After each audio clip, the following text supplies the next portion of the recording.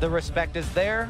The assumption of practice is there. Yeah, Fizz, Cannon, and Caitlyn were the bans for G2. The reason they banned Caitlyn was to avoid the Ivern-Caitlyn combination we often see on red side coming in very early. Now that they were first picking Lee Sin. Same start for SKT. Zyra is now the only support they haven't banned that we already saw banned in Game 2. Yep. Game 1 and 3 had the same bans across the two of them, and looks like 2 and 4 may be in the exact same boat here as G2 have obliged and done the same as last time.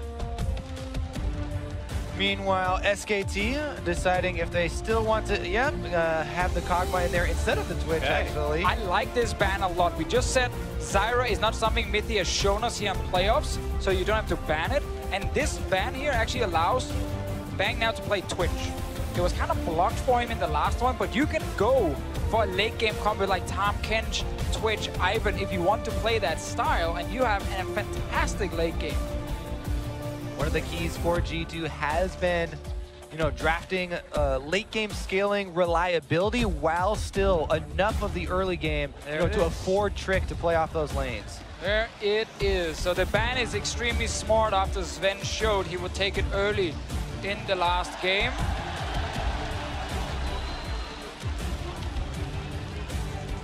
Letter G brought to you here in Game 2. Coming back towards Olaf and actually going to lock it in over the Graves and the Ivern opportunities. He's going to mirror the same matchup as last time. Definitely see if he wants to make any earlier moves here then with the Olaf, as opposed to the Graves where he's just trying to force the enemy into his side of the jungle for farming and get Lee Sin to sort of inaction. Yeah, now you're in a bit of a tricky spot for G2, because if you pick Tahm Kench, oh, okay, Thresh Kalista, baby! This is an aggressive bottom lane. You showed the early Twitch pick, and they're going at you. And I've heard so many AD carries and even support players talk about, oh yeah, they lock in the Twitch. Instantly give me the Thresh plus the Kalista. Yet G2 actually do it. Sven and Mithy, one of the most confident bottom lanes with that combination. An incredible amount of playmaking. Sadly for them, Tahm Kench was left open, and Tahm Kench is very good against Thresh because you can just deny the kill potential when Thresh goes for that hook. That is something that will be good for Wolf, but not a lane where SKT will put pressure on G2. Yeah, I'm still excited for the playmaking. Oh, you should be. The options here, especially with Lee Sin, Lantern ganks, like there's so much threat here for the bottom lane combination. Just in the first phase of drafting, this is going to be an exciting one. Time for the bans to come through. We've already seen the Shen is off the table. SKT clearly unwilling to play the champion themselves. We've banned that one several times here against Expect. G2's trying to ban something away. Yeah, also makes sense to remove it now against Thresh Kalista. Like, you don't want to add another thing to this bot lane party that G2 are trying to set up. Galio has been a pick we've seen in every single game. Oftentimes you want to either ban the Fiora, or you want to wait with picking the Galio to see the enemy top lane. I like the Syndra ban here from SK Telecom, seeing the Fizz and Ahri off the table already. Cassiopeia still open. Was a pick, obviously Faker used great success in team fights in Game 1, and then yesterday, or sorry, 2 days ago against the Flash Wolves, and he can last pick it if he wants to. Like, Huni can go for that Rumble top if he wants a blind pick. Or even Galio and challenge Expect to actually show the Fiora. Okay, they banned the Fiora, so now Galio blind pick is open for Huni. The GP was such a good answer from G2, from Expect into that Galio. You have to be cautious. Yeah, it's definitely a good answer, but I still think SKT can take the Galio and just play safe, because like play safe around the top side, because they lost that early skirmish. If they hadn't lost that skirmish, they were doing fine with Galio. But this is the other blind option we mentioned, and obviously, as you highlight, Kobe, it's just to avoid the gangplank. Exactly. Huni does not like getting solo killed, no matter what else goes on in the game. Oh, Huni has bad memories with GP. He actually got outplayed against Soaz with it 2 years ago in Europe, in our European final. So Galio could come in now for Expect if he wants to play that against Rumble like we saw just before. Does he want something else? Does he want more hard engage with this? Or oh my goodness, there's a lot of playmaking ability here on the G2 esports side. Shockwave after the Kalista ultimate. Thresh gets thrown in there. Galio comes down on top. The theory crafting is definitely there, but pulling that off against SKT, more difficult task. Right, it's almost the exact same thing as you had in the previous game, and they weren't able to do so and punish the SKT flash cooldown. So now we'll see if it works a bit better this time around. LeBlanc, the final pick here for SKT. Oh. Faker LeBlanc at MSI. Yeah, we never say no to that one.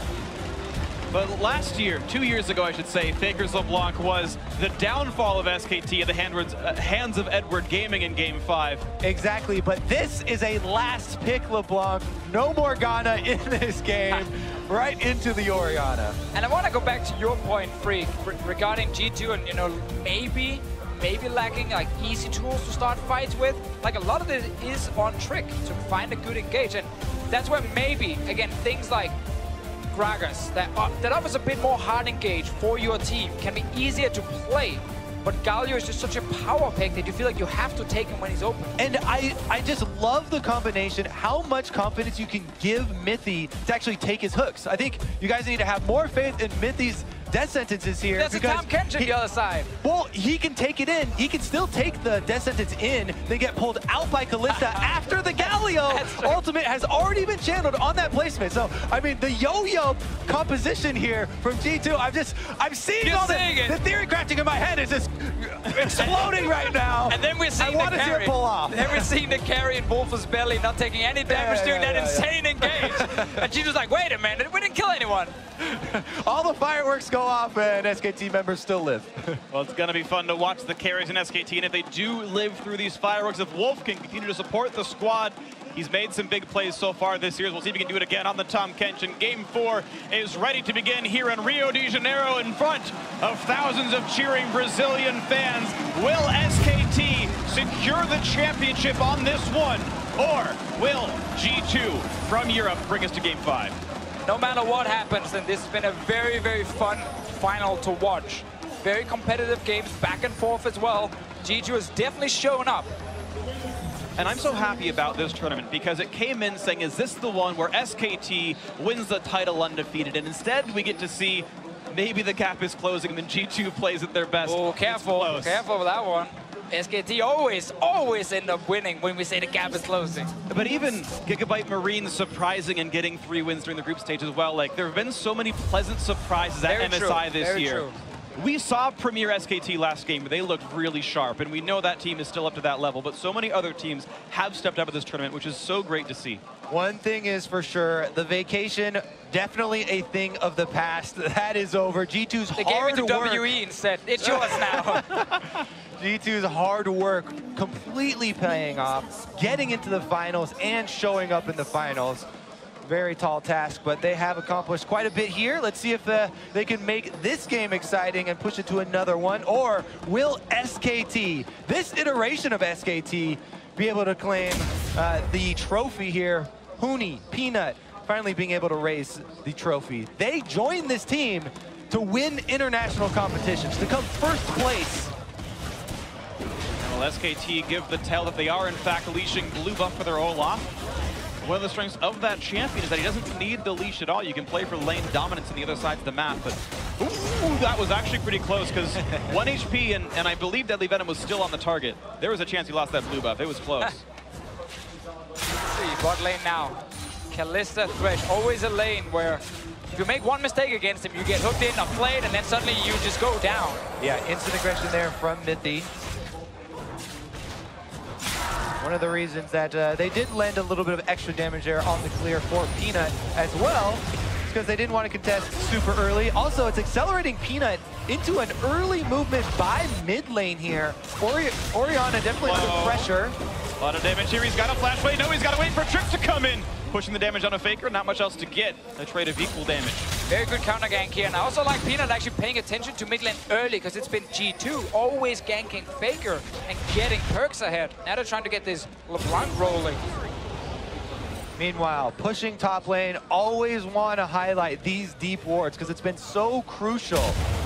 Huni on the Rumble is vulnerable if he perma pushes up, but he's able to not only get the early ward in there, he also destroys the blast cone to remove one more option from Trick. He's doing this so often when he has to push, like that exact move. Literally every single top laner at this tournament, I think, has actually done that well if they're the pushing matchup. So we're not calling it a Huni? I think it came around before. Fine, it's a top lane move then. Still good to do it. Of course, Rumble gonna have the push speed early on in the matchup, and it's still a strength, whether it's expected or not. That's still good play. If you pushed up and warded their blue buff on Lucian, that's a Huni. Okay, that's fair. That's fair. Let's take it on. Let's see if Trick can make something happen top side. Those lane ganks, they have worked out for him in the past. Oh, he's snuck in there. I don't think they saw him, and with that minion dead, he can go even farther forward. So Huni may have an understanding that, of course, he could be here now, but Peanut's recalling away, so it's going to be a 2-on-1 if they go for it. Yeah, Huni just trying to play it safe, and Trick doesn't want to waste time. That's why he just goes in for the play here to push out the lane. He knows that Huni has already kind of figured out he's on top side because he saw him at that blue buff, and Huni just like pulls the wave back to his tower and says, I'm not going forward. Yeah, and he also wants Expect not to waste any time, right? He accelerates the pushing of that into the turret so that Expect can go for his recall now, get his purchase off, and get back to lane. You can see actually pretty substantially down to the bot lane, +5 minions right now. Still full potions for Sven. So far okay for the G2 counter pick lane. Trick now back in to the mid lane. His third time influencing a lane. Faker than a half HP, slowed a bit by Perks. That's a chain missed. Ward hop forward. Faker no longer has any cooldowns. Ball tracks Peanut. Oh, okay. Faker jumping back in, trying to get some damage onto Trick. And we see the same kind of play where the mid lane is hovering to decide where their jungler is, just nearby for a counter gank.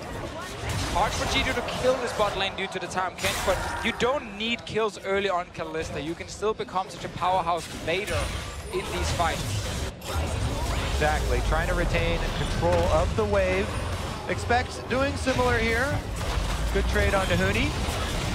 Pretty good damage here. Of course, first TP's already been had by Expect the double Doran's Ring recall. Huni happy to wait a little bit longer, and then he can match that with more items.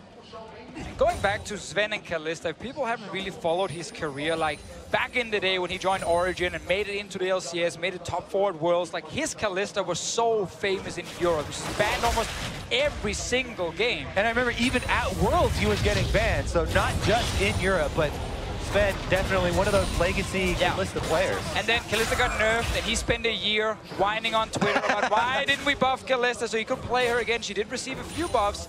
Not a lot of AD carries like to play her as like a high tier pick, but if you are one of these guys where it's a comfort pick for you, then you can still have great games on it. It's funny, Kalista didn't even get any straight buffs. It was Blade of the Ruin King That's got true, better. yeah. Everyone else just kind of joined her territory of Ruin King rep. The item, of course, so much stronger now. We can see if he can keep pressuring on the Bang. And for those who don't watch a lot of this anymore, you get one spear into a minion, then you go and try to get your opponents off, and that's been going pretty well. Nice predict by Perks, actually got the ball over where the distortion was going to be, and Faker jumps back onto it. Of course, there was a buff where Ren gives you the mana back on just one minion kill, so they're right to Officio. But it makes that laning pattern even easier. Land one auto, land one on a minion, hit E, receive free damage. And I want to return to the top lane, actually, because we have a very forward ward. Actually, we're on bot lane now. It doesn't matter what I want. But anyways, this ward I wanted to highlight because we talked about the pushing of Rumble. He wants to stay far up, but he has to worry about the lane ganks of Trick. You know, he just was the victim of a single one. Now he's trying to defend that ward. You can see Expect was hovering very close to that brush before he walked in there to see that it actually is there, and he can take that out, opening up more possibilities of lane ganks. This time I think he's going to kill the ward off. Looks like he found... He never walked in the bush.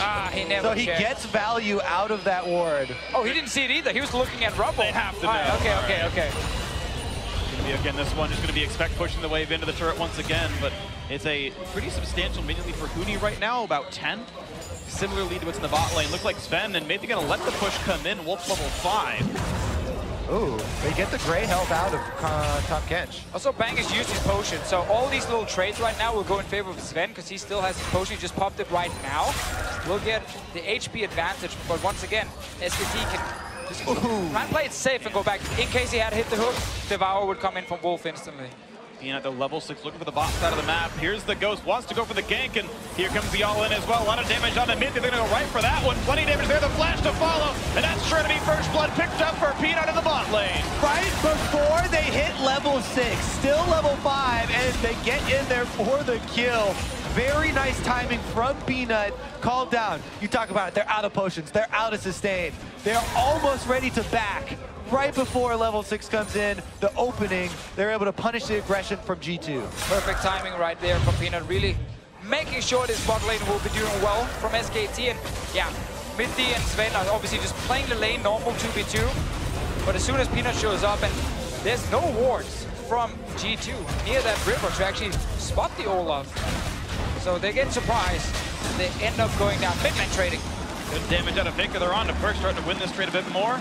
Was a 9 minion lead for Perks to be traded back a little bit right here. Nice juke by Faker, gets away from the ball. Walks away pretty cleanly. Mithy, though, over the wall, wants into this one, choosing not to follow, and of course, Wolf there for the Devour.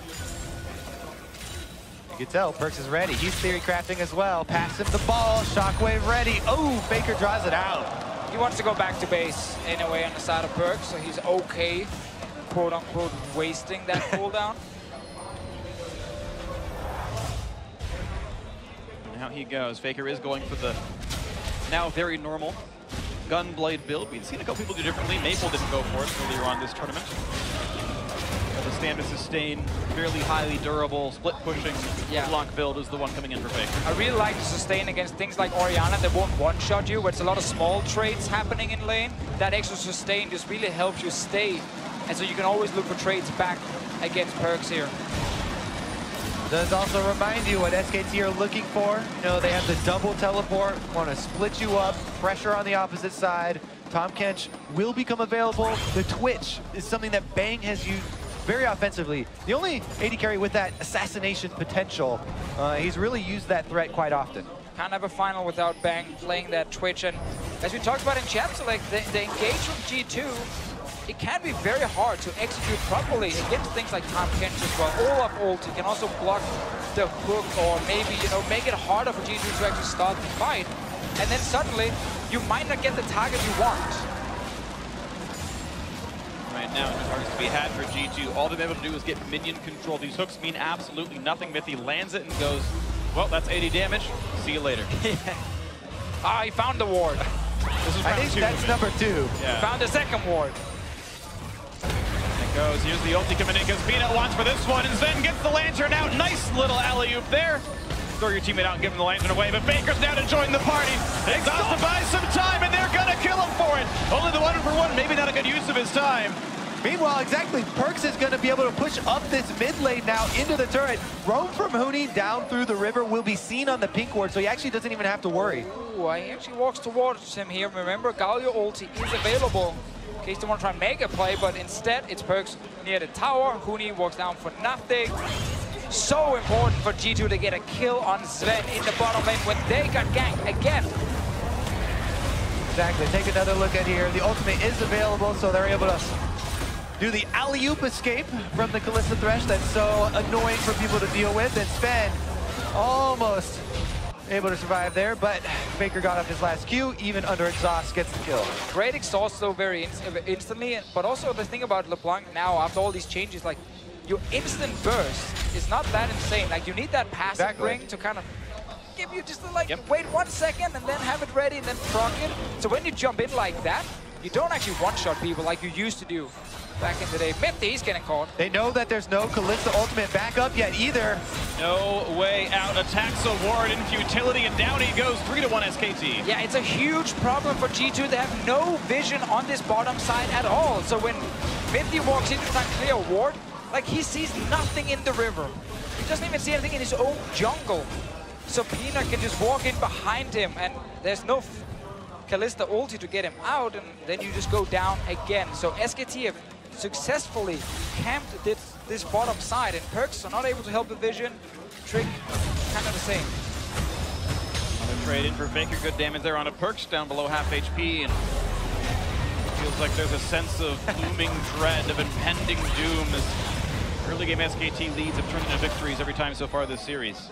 Huni defending ward number 3 in that forward-facing control ward bush. The anti-trick ward.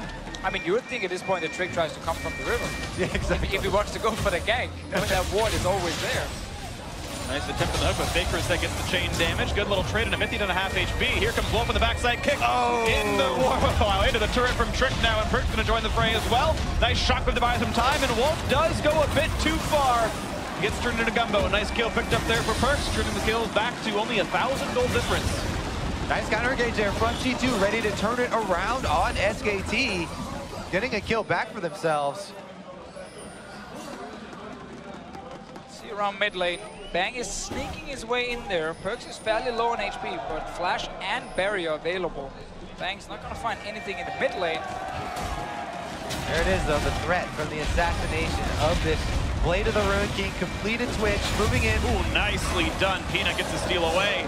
And it's a forced retreat out of Trick. Great red steal. Ooh, that's even a better hook, though, and Bang has to flash out of this one. Trick did not have a kick available, no way to get him. So many small things right now, like, you know, small trades where you maybe force a flash or steal away a red buff. The game is not, you know, blown wide open just yet. So all these small things can be super important for the following minutes. Like right now, if you're G2, you can maybe make a play against Bang. He has no flash, and boom, no flash either. The Lantern gets it walking away. Nice hook on a look to buy a bit of time there. Plenty of damage up into this one. Teleport now. Help. And here comes the TPs in. Expect might join the fray as well. Good damage on a Bang. He is now flashless. Can Trick get the kill? The top to buy some time. Expect makes it happen. 1 for 0 so far. Wolf 2 hits from dead. Nothing yet picked up though. SKT on the retreat. Cooney does not have an ultimate for this one. Expect running out of health. The chain's going to be there. Plenty of damage out of Faker potentially.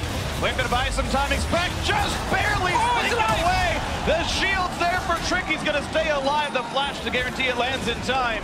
So just the 1 for 0, and SKT still in control of the map. Exactly, and they can push in on this turret. 1 minion down. Perks actually. Barriers in, flashing some of the skill shots. Great dodge and the shockwave. Do they have the damage to kill out Perks? Not just yet. Peanut slow, but it's Cooney who has aggro. The jump back in doesn't quite have the damage. Perks stays alive. And just barely the tower dive is thwarted. Faker looking for the finish there, but Perks barely survives. Expect barely survived. Everyone on G2 living with slivers, and the turret will stand as well. All right, so this is the first fight. We just talked about no flash here for Wolf and Bang. So this engage is very, very risky from SKT, but they have to double TP. In addition to the fact that before that teleport, we saw Cooney use his ultimate on the minion wave, so no equalizer here. And just think about how many people got away with slivers of health. The long range on equalizer definitely would have been able to kill at least one of them. Right here, Expect wants to make sure Perks can walk away before Expect takes the lantern. That's a double kill right there. Oh, stays alive. And now Faker coming in. Pretty sure he did not get off an auto attack to actually use. One at the very end, I think. Did he get He autoed late. Okay. And it might have been on cooldown at the start. It is important with the Hextech Revolver, you get the auto off when you go in. That's an auto right there. That's one there. He comes back in because I just saw it was available. He came back from cooldown, I think. Did not get one right after, and Perks stays alive. Good kick from Trick. Very tight timings here. The gold lead still only that 1,000.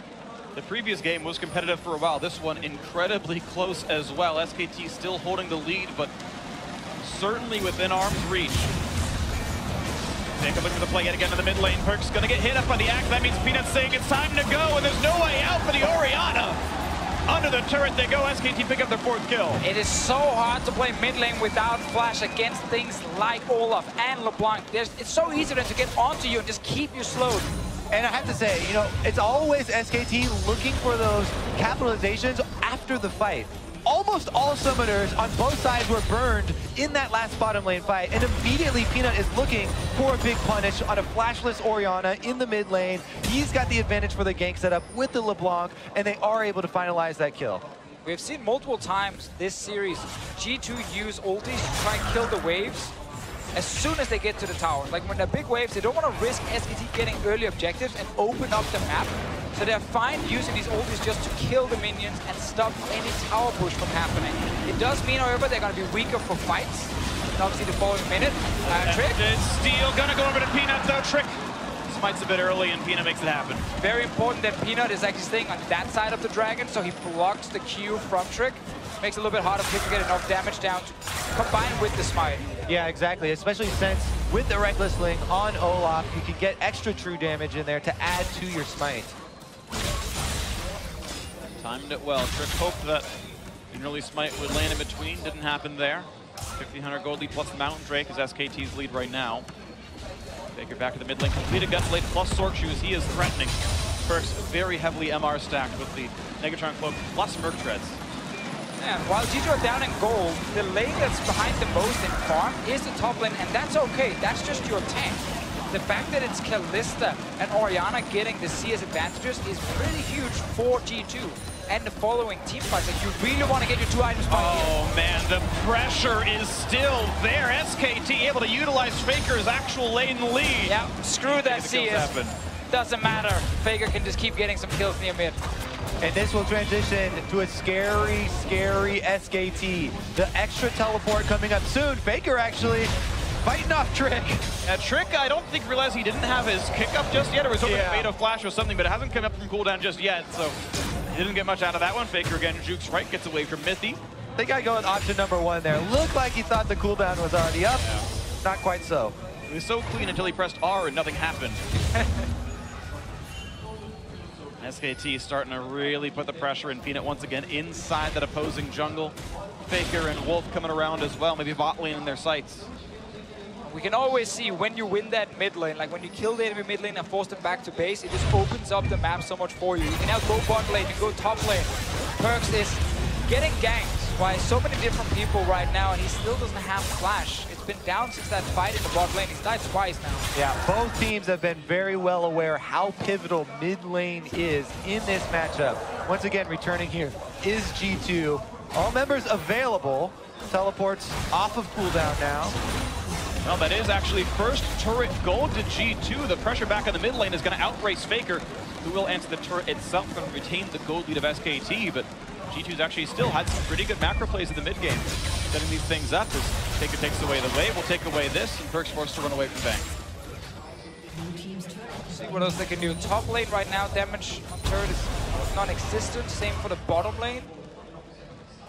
Again, let's talk about the strategy here with SKT, with their double teleports. Pulling G2 apart is the name of the game. They have Tahm Kench and Twitch, these unaccountable for threats that can come from the mid lane.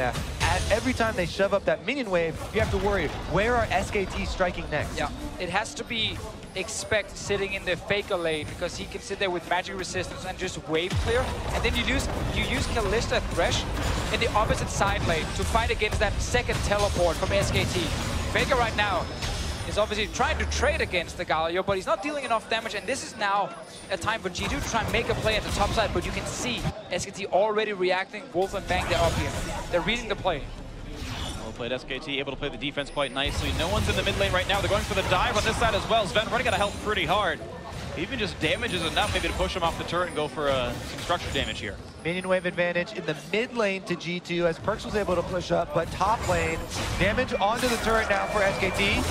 Nice play, good damage on a Bang. Hook is there, but look at Wolf just keeping him safe, and you know it's going to happen every time. Most annoying feeling in the world when you play Thresh. Tahm Kench ruining your day. Now there's no Devour. Oh, Trick didn't hit it.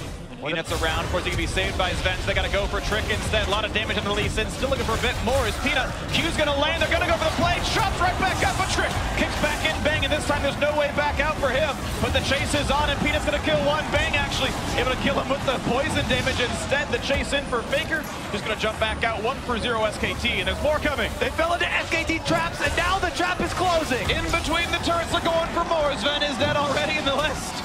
Not much else to do. Here comes Mythy. He's got the shield, but it's not going to be living him for much longer. The chase is on, and it's going to be a kill in for the Olaf. It's Peanut taking him down. SKT, as well. Step number 1, pull G2 apart. Perkz was still stuck in the mid lane. The Orianna, no way of joining this possible fight. Teleport comes through. Faker's there. Bang and Wolf. Now they're turning on the Baron. Here we go, on a Baron it is, 5,000 health, and there's really no chance of a steal. Expect's gonna hope and pray, but looks like they're not gonna be in for this one. Game swinging more towards SKT as they take this one in. Not gonna land the chain on a Perkz, but maybe they get some damage onto Expect. Shockwave is an air ball. But SKT choose to defend and back up for now with their new Baron buff. And it all starts with SKT just reading the map so well. They know, okay, G2's way to kind of play this mid-game is the Kalista Thresh lane in a side lane pushing in. So they swap Bang and Wolf up into that lane, and they have the double TP in mid and bot lane, so they both can react and just join in case a fight breaks out. But this is still okay for both teams. Then you go in, and this is the problem. Yes, you get in the fight, but Wolf would just deny the damage on Tahm Kench. 10 out of 10 there Another great devour from Wolf. Here comes Huni on the rumble, and the ultimate now from Wolf to cut off the escape. Nowhere for Mithy or Sven to go, except back to base. Nothing to do. Just alone. That's one of the worst feelings in League of Legends. You're like, all right, guys, I'm under my turret. I can't possibly be more well defended, but I am guaranteed to die for this one. You can see the damage output. Bang, set up for this Twitch game. And though the laning phase was difficult, he was forced under turret to farm and fight for scraps. Highest damage in that fight, 2, 1, and 4, certainly off the ground here. And SKT certainly have all the tools they need to claim their second straight MSI championship. Looking very good for them right now. Faker is fed, Bang's been getting kills. Olaf has gotten a few as well. Huni, I guess he's part of the team. He's got an assist. He's done something. He played lane pressure. The turret of his lane has died now. He definitely pushed the waves, which is an important part of League of Legends. Got the most farm in the game, all right? He's done the most wave pushing. Very true. Yep. Huni definitely a crucial part of the team and getting SKT into this position where they are very close to raising that trophy. Baron buff aiding the siege here as they get in towards the inhibitor turret on bottom side with Faker still taking trades, getting damage, and then using that gunblade to heal right back up off the minion wave. He's not afraid to keep pushing here. Wolf takes some damage, but that was a big ulti from Perks. Yeah, he was looking for Bang on the edge of the shockwave there. Big ulti. It sounds impressive. Yeah. Bam, you got Wolf. There you go. And now the pressure continues. Baron buff on for 1 more minute. Into the mid lane they go, nearly taken down. Perks forcing his barrier denied. Out. Slightly denied. Either way, into the mid lane. Bang gets aggro again. He forgets about his passive, but that's still going to go down, and Faker going to stay alive as he tries to chunk out Trick. Turret's falling across the map. Huni still pushing the top side. Baron's still up for 40 seconds as well. Sven, the next target in the sights of SKT, as they're going to retreat out of this one. No CC really dealt by Expect. Flash going to find Wolf for the first target, but the tank is not an easy one to kill. Once again, stealth up. Bang has the attack speed for more damage. Of an equalizer across the back. It is kind of a miss, though. Doesn't get much. Only pops the Hexbreaker of Trick. As he gets away with this one. More damage out of Expect, and G2 not able to find a chase. Oh yeah, even with the lead, you know, SKT a little bit rough there on the disengage. Peanut, though, goes offensive to chase off the damage dealers during the taunt flash there from Expect, so there wasn't DPS behind the initiation. While he's going aggressive, Wolf is just sitting behind the team, saving them left and right. He devoured Faker there, then flashed away with Faker as well. And it's just, it's so impressive when you watch like a Tahm Kench player, not because of his mechanics, like you click W on a target, that's pretty simple, but more the positioning, knowing where you need to be on the map when a play's about to happen, because if you show up too late, well then the carry's already dead. Exactly, and so often one of the big mistakes you'll see with Tahm Kench players is devouring early. Wolf, time and time again, he waits for the spell to come out, or he'll wait for the commitment from the enemy team. Lee Sin's flying towards their team. Then he goes for the devour. He doesn't do it early. Now he gets kicked in, though. They have to go for a Wolf. The shockwave is there. All the cooldowns burn for the tank, and it means nothing. The re-engage is here in SKT.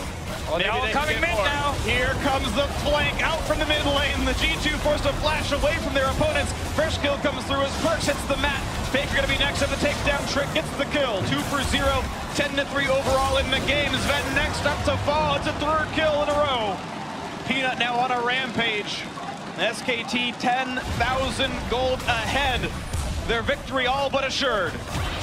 SK Telecom inside the base. Inhibitor under fire. 3 members of G2 dead. And let's see if they go for more. 15 seconds on the respawns. SKT gonna look towards the bot lane. They've got a wave that Faker can set up. The Ocean Drake regens them a bit. And they are gonna stay inside the base a little bit longer, but respawns in 10 seconds. A turret is the most they can get without a fight back. That's still enough for them to get another one. Expect is trying to be annoying here. He does taunt Faker, doesn't get enough damage on a Wolf though, waiting for the team to respawn. They're coming now.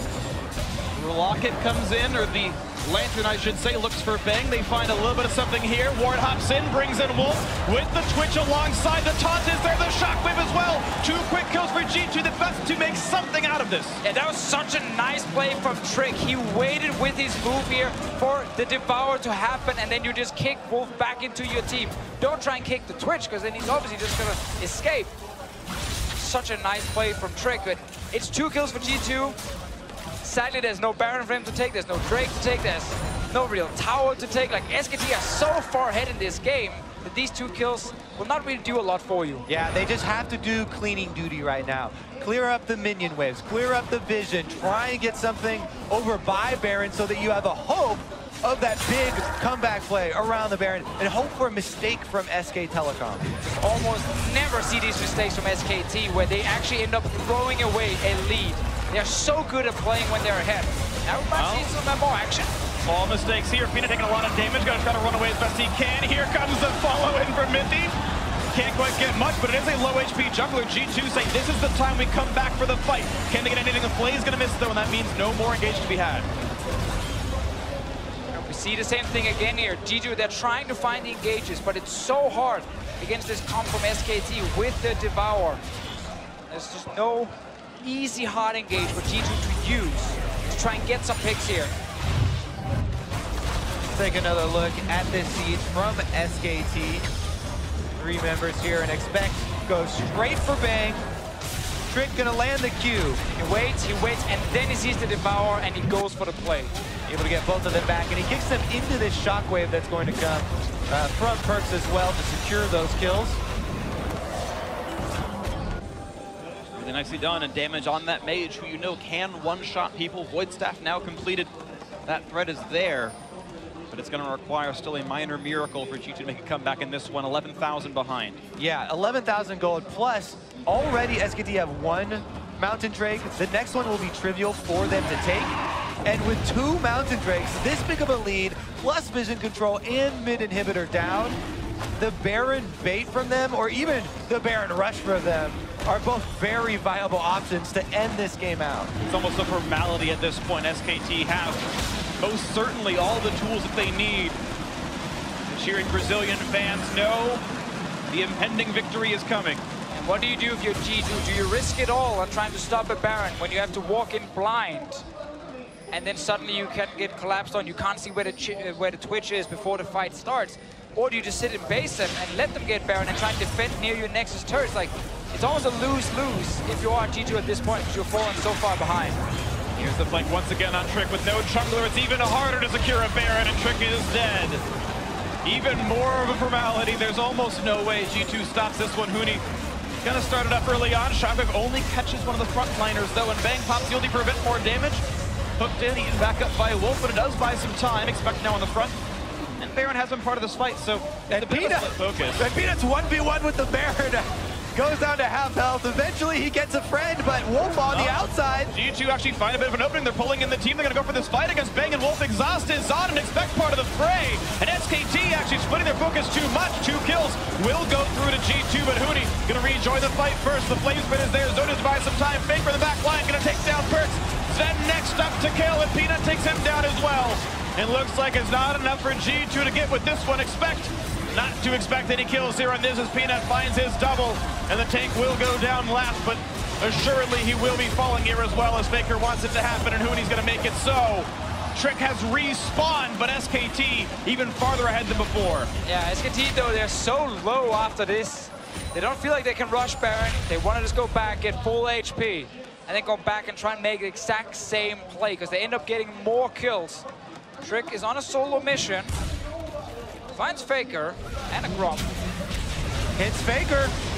A lot of damage there, but look at the damage output back. He is not nearly the damage it takes. Hits back harder. Hits back a bit harder. Now for the 2-man Baron, the rest of the team coming in shortly. SK Telecom, currently on the 2 World Championship streak, about to be on a 2 MSI Championship streak as they've got Baron buff and looking to finish out the 3rd game in this series. See the play again. Perks trying to get Bang here with the shockwave for Bang.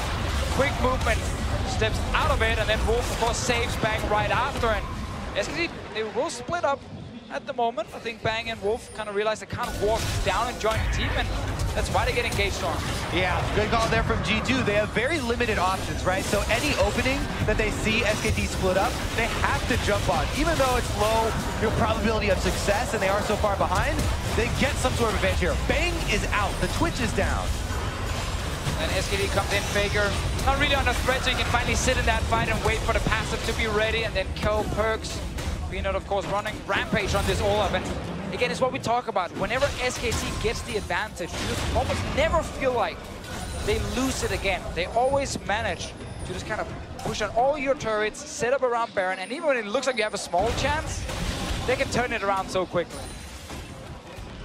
You can see SKT just crossing the T's and dotting the I's at this point. Faker looking for another play on Perks. Does manage to juke away for now, but with the Baron buff on, they're looking to close out the game, close out the match, and close out the tournament. Trick on the side, doesn't find anyone to fight though. With the slows from Peanut, Bang is going to be able to clean that one out pretty easily. Not even a threat onto him just yet. Faker once again on the front line, going to find Mithy for this. Pulled back in. Nice by Sven to buy him some time. And now they go down for inhibitor number 2. The base falling apart little by little. 5v4 on the map. Gold lead 16,000. Baron buff on the 5 as well. And here we go. Nexus turret's about to fall. SKT to cement themselves the championship. G2's redemption is nice, but SKT going through the crucible of the mid-season invitational to lock it down as the best team in the world. And SKT are once again the champions.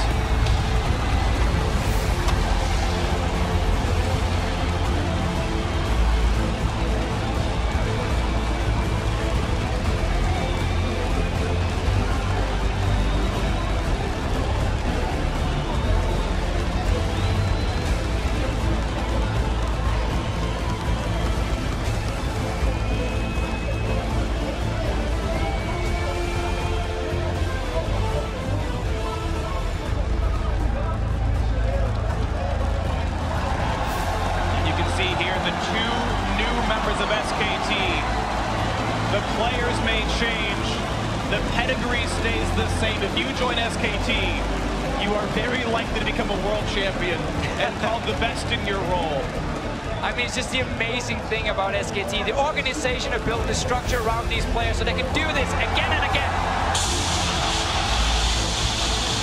And what a feeling this must be for Huni, who several years ago wanted to join SKT. They told him to be in the practice squad, but didn't make the full roster. Came to Europe, played on Fnatic, came to North America, played on Immortals. Finally got the call saying, Huni, we want you. Comes and joins the team, and in his first international tournament, takes the trophy. He had to travel the world, but now gets to stand side by side with Faker and Coma to raise that MSI trophy.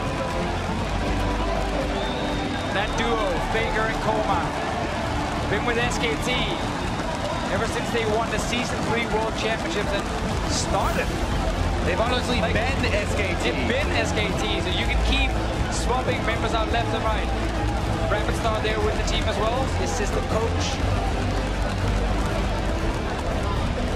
And they just keep on winning. It's so impressive. They can be so consistent.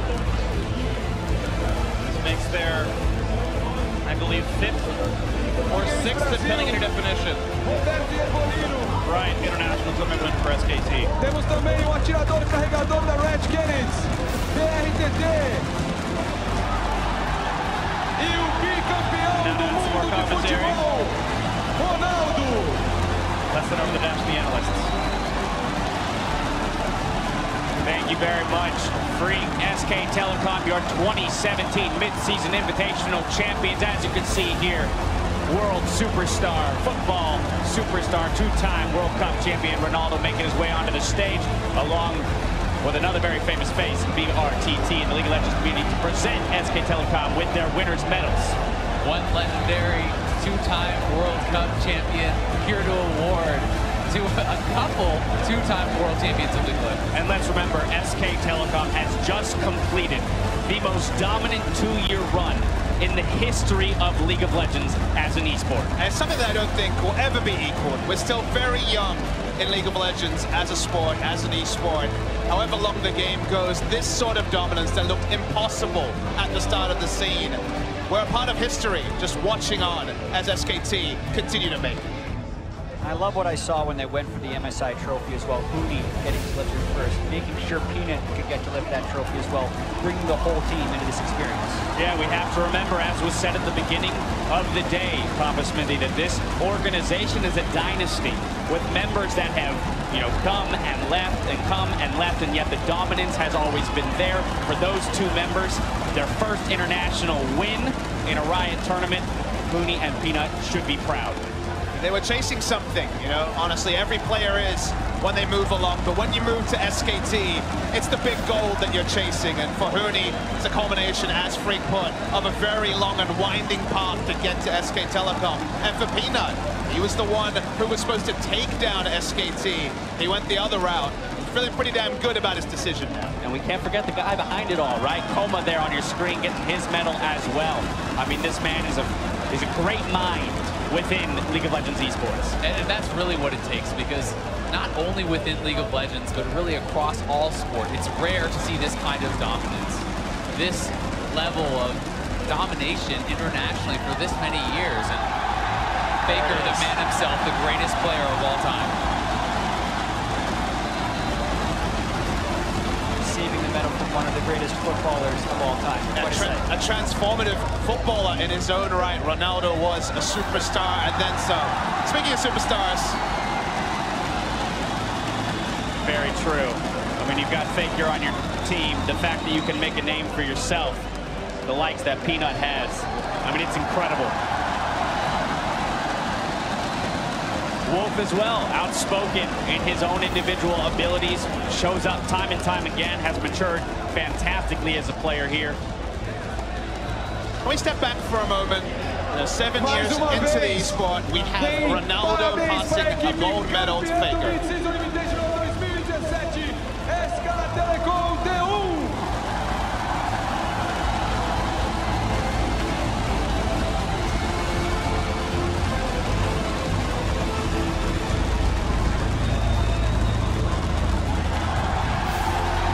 Much-deserved trophy raised once again by our 2017 mid-season invitational champions, and the crowd wild as ever, loud as ever. Very pleased with the showing from both teams today. We have to remember that SK Telecom was challenged today. This did not come easily for them, and yet they fought through and achieved victory. And even though SKT often makes it look easy, it's never easy. Everyone wants this just as much as SKT does, but time and time again, SKT showed they are the best. And this just raises the question, how far does this team and this organization go? I mean, Papa Smith, you said perhaps a run that will never be matched again, but let's remember that this run's not over, right? They've just hit one milestone, and now it's about, can they push forward? They'll be defending champions if they are to make it to the 2017 World Championships later this year. It's the sort of run that should never happen, Dash. The game changes every meta. The meta has evolved, and SK Telecom have rolled with the meta, and that's why the domination is unprecedented. And to answer that question, you have to ask another. When does Faker and Coma retire? When do they, stop? Because it has to feel like these guys are so good and are so dominant that they may not stop winning until they choose to step down. I mean, you forget how young Faker is as a player, right? Because he's been at that level of dominance for so long, as you mentioned, Jet. And it feels, like in order to be there, the experience that he's acquired, the poise that he presents on stage and against adversity. Let's remember, he's focused the entire series here. That guy rises above all, does what is needed to be done to support his team in their quest for the championship, and hey, that's why he's